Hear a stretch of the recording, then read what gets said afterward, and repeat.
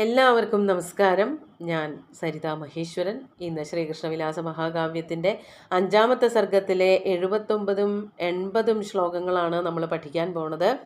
2 ശ്ലോകങ്ങളിലും ഉപജാതി വൃത്തം തന്നെയാണുള്ളത്. ആദ്യം 79ാമത്തെ ശ്ലോകം നോക്കാം.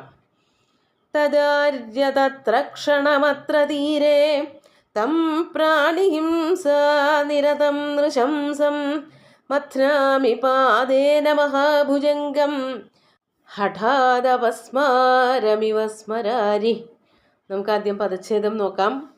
തത് ആര്യ തത്ര ക്ഷണം അത്ര തീരേ തം പ്രാണിഹിംസാനിരതം നൃശംസം മഥ്നാമി പാദേന മഹാഭുജംഗം ഹഠാദ് അപസ്മാരം ഇവ സ്മരാരി. ബലരാമനോട് ശ്രീകൃഷ്ണൻ പറഞ്ഞു തുടങ്ങുകയാണ്. ഹേ ആര്യ, ഏട്ടനെ വിളിച്ചിട്ട് പറയാണ്. തത് ആര്യ, ആര്യ എന്ന് പറഞ്ഞാൽ ജ്യേഷ്ഠ എന്നർത്ഥം.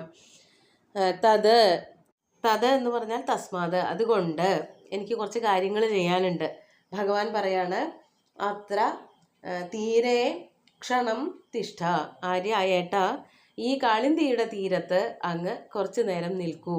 എന്തിനാണ് ഇവിടെ നിൽക്കാൻ പറയണത് എന്നാണെങ്കിൽ അതാണ് അടുത്ത വാക്ക് പറയണത്. ഇവിടെ തിഷ്ഠ എന്നുള്ള വാക്കില്ല, അത്ര എന്നുള്ളത്, തത്ര എന്നുള്ളത് മാറ്റിയിട്ട് നമ്മൾ തിഷ്ഠ എന്ന് ചേർത്താൽ അർത്ഥം കിട്ടും.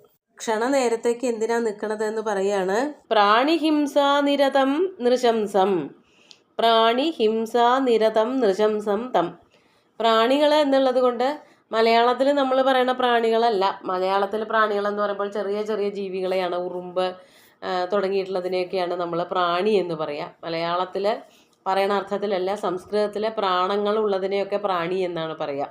അതായത് എല്ലാ തരത്തിലുള്ള ജീവജാലങ്ങൾ, ആ കാളിന്തി നദിയെ ആശ്രയിച്ച് ജീവിക്കുന്ന എല്ലാ ജീവജാലങ്ങളും മനുഷ്യരും ഒക്കെ അതിൽ പെടും. അവർക്കെല്ലാവർക്കും പ്രാണികളെ ഹിംസിക്കുന്നതിൽ, പ്രാണിഹിംസാനിരതം, പ്രാണികളെ കൊല്ലുന്നതിൽ താല്പര്യം കാണിക്കുന്നവനായ, നിരതം എന്ന് വെച്ചാൽ അതിൽ മാത്രം മുഴുകിയിരിക്കുക, അതായത് തൻ്റെ വിഷം കൊണ്ടും അതുപോലെ തന്നെ ചൂട് കൊണ്ടും ഒക്കെ പലതരത്തിലുള്ള ഹത്യകൾ നടത്തിക്കൊണ്ടിരിക്കുന്നവനായ നൃശംസം തം, ക്രൂരനായിട്ടുള്ള ആ മഹാഭുജംഗം, ക്രൂരനായിട്ടുള്ള ആ മഹാസർപ്പത്തിനെ, ഭുജംഗം എന്ന് പറഞ്ഞാൽ സർപ്പം എന്നാണ് അർത്ഥം, ആ വലിയ പാമ്പിനെ പാദേന ഹഠാത് മഥ്നാമി, ഞാൻ എൻ്റെ കാലുകൊണ്ട് വേഗം തന്നെ മഥിക്കാൻ പോവുകയാണ്. കാലുകൊണ്ട് മഥിക്കാൻ പോവുക എന്നുള്ളത് കൊണ്ട് കാലുകൊണ്ട് അമർത്തി ചവിട്ടാൻ തന്നെ പോവുകയാണ് എന്നർത്ഥം. എന്നിട്ടൊരു ഉപമ പറയാണ്. അപസ്മാരം സ്മരാരി ഇവ, സ്മരാരി അപസ്മാരമിവ മഹാഭുജംഗം പാദേന മഥ്നാമി. സ്മരാരി എന്ന് പറഞ്ഞാൽ, സ്മരൻ എന്ന് പറഞ്ഞാൽ കാമദേവനാണ്. സ്മരാരി എന്ന് പറഞ്ഞാൽ കാമദേവൻ്റെ ശത്രു ശിവനാണ്. ശിവൻ കാമദേവനെ ചുട്ടുകൊന്നു എന്നുള്ളത് കൊണ്ട് കാമദേവൻ്റെ ശത്രുവായിട്ട് ശിവനെയാണ് പറയണത്. പിന്നീട് ശ്രീപാർവതിയെ വിവാഹമൊക്കെ കഴിച്ചപ്പോൾ കാമദേവനെ സ്വയം സ്വീകരിക്കുകയൊക്കെ ചെയ്തുവെങ്കിലും ആ ഒരു പ്രവൃത്തി കൊണ്ട്, വധം കൊണ്ട് ഭഗവാൻ കാമാരിയാണ് അല്ലെങ്കിൽ സ്മരാരിയാണെന്നൊക്കെ പ്രസിദ്ധിയായി. അപ്പോൾ സ്മരാരിയായിട്ടുള്ള ശ്രീ പരമേശ്വരൻ എങ്ങനെയാണോ അപസ്മാരൻ എന്നു പേരുള്ള ഒരു അസുരനെ, ആ അസുരനെ ചവിട്ടി കൊല്ലുകയാണ് ഉണ്ടായത് ഭഗവാൻ ശ്രീ പരമേശ്വരൻ കാലുകൊണ്ടാണ് വധിച്ചത് എന്നൊരു കഥയുണ്ട്. അപ്പോൾ അതുപോലെ ഞാൻ ഈ മഹാഭുജംഗത്തെ ചവിട്ടി ഇല്ലായ്മ ചെയ്യാൻ പോവുകയാണ്, വധിക്കാൻ പോവുകയാണെന്ന് അർത്ഥമില്ല.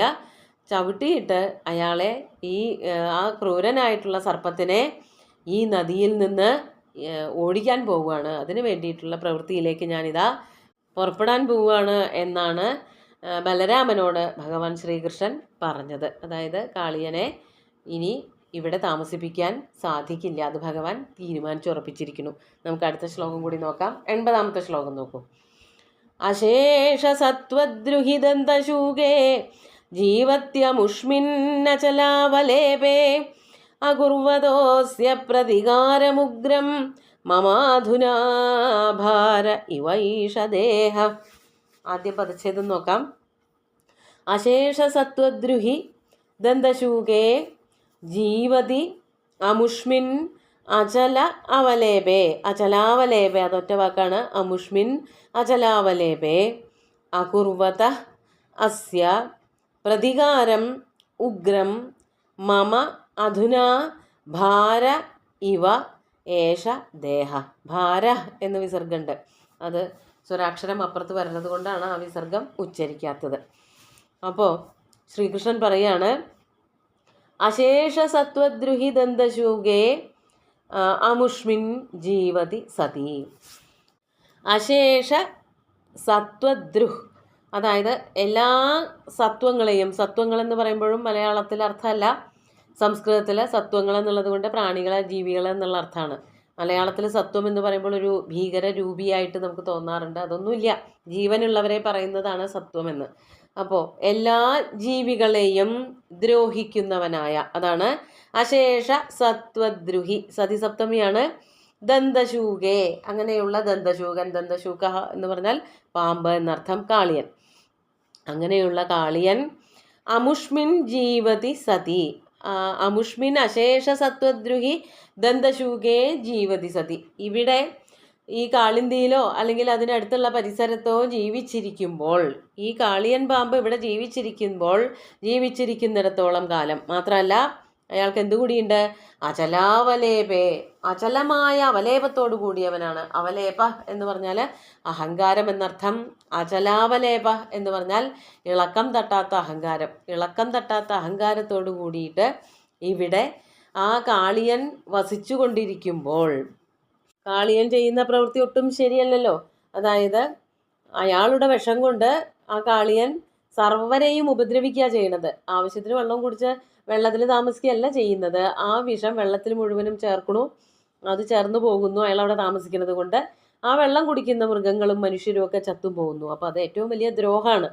അങ്ങനെയുള്ള ഒരാൾ ഇവിടെ ജീവിച്ചിരിക്കുമ്പോൾ അഹങ്കാരത്തിനൊരു കുറവുമില്ല, വേണ്ടാത്ത പ്രവൃത്തികൾക്കും ഒട്ടും കുറവില്ല. അങ്ങനെയുള്ള കാളിയൻ ഇവിടെ കാളിന്തിയിൽ ഇങ്ങനെ വസിക്കുമ്പോൾ അസ്യ ഉഗ്രം പ്രതികാരം അകുർവത മമ, അതിന് ഉഗ്രമായിട്ടുള്ള പ്രതികാരം ചെയ്യാതെ ഇരിക്കുന്നിടത്തോളം കാലം, അതാണ് അസ്യ കാളിയസ്യ, ആ കാളിയന് അയാൾ ചെയ്യുന്നതായിട്ടുള്ള ചീത്ത പ്രവൃത്തികൾക്കൊക്കെ തന്നെ ഉഗ്രം പ്രതികാരം, ഏറ്റവും ക്രൂരമായിട്ടുള്ള, ഏറ്റവും ശക്തമായിട്ടുള്ള, ക്രൂരം എന്നല്ല ശക്തമായിട്ടുള്ള, ഉഗ്രമായിട്ടുള്ള പ്രതികാരം. വൈരശുദ്ധി എന്ന് പറഞ്ഞാൽ ഇങ്ങടൊന്ന് ചെയ്താൽ അങ്ങടൊന്ന് ചെയ്യുന്നതിനെയാണ്, അതിന് ഓർത്തു വെച്ച് തിരിച്ചു ചെയ്യലാണ് പ്രതികാരം.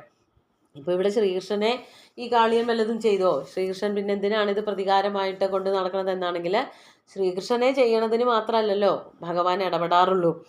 സജ്ജനങ്ങൾക്കെതിരായിട്ട് എന്തെങ്കിലുമൊക്കെ ചെയ്താലും ഭഗവാൻ ഇടപെടും. ഇവിടെ ഏറ്റവും പാവം പിടിച്ച ഈ പശുക്കളെ നോക്കി നടക്കുന്ന ആൾക്കാരെയും പശുക്കളെയുമാണ് ഈ കാളിയൻ കൊല്ലണത് എന്നുള്ളത് കൊണ്ട് അതിനെന്തായാലും ഞാൻ പ്രതികാരം ചെയ്തിരിക്കും, ഭഗവാൻ അടങ്ങിയിരിക്കില്ല എന്ന് ആദ്യമേ തന്നെ ഗോപനോട് പറഞ്ഞിരുന്നു. അതുകൊണ്ട് തന്നെ ഭഗവാൻ പറയാണ്, അതിന് നല്ല കഠിനമായിട്ടുള്ള ഉഗ്രമായിട്ടുള്ള പ്രതികാരം ചെയ്തേ പറ്റൂ.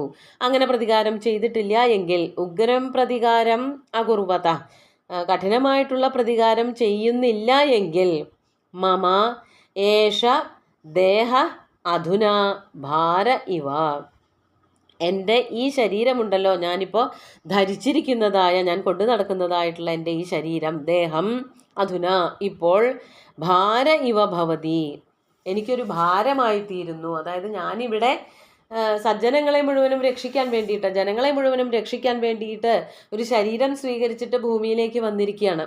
എന്നിട്ട് ഈ ആൾക്കാരെ മുഴുവനും ദ്രോഹിക്കുന്ന, പശുക്കളെയൊക്കെ കൊന്നൊടുക്കുന്നവനായ ഈ പാമ്പിന് എതിരായിട്ടുള്ളൊരു പ്രവൃത്തി, പ്രതികാരം ചെയ്യാൻ സാധിച്ചിട്ടില്ല എങ്കിൽ എൻ്റെ ശരീരം എനിക്കൊരു ഭാരമാണ്. അതുകൊണ്ട് ഞാൻ തീർച്ചയായിട്ടും ആ കാളിയനെ ഒരു പാഠം പഠിപ്പിക്കും എന്നാണ് ഭഗവാൻ പറയണത്. അല്ലെങ്കിൽ എനിക്ക് ഈ ശരീരം ഒരു ഭാരമായി തീരും. ഞാൻ ഈ ശരീരം സ്വീകരിച്ച് വൈകുണ്ഠത്തിൽ നിന്ന് ഭൂമിയിലേക്ക് ശ്രീകൃഷ്ണനായിട്ട് വന്നത് ദുഷ്ടജനങ്ങളെ ഇല്ലായ്മ ചെയ്യുന്നതിനും സജ്ജനങ്ങളെ സംരക്ഷിക്കുന്നതിനും വേണ്ടിയിട്ടാണ്.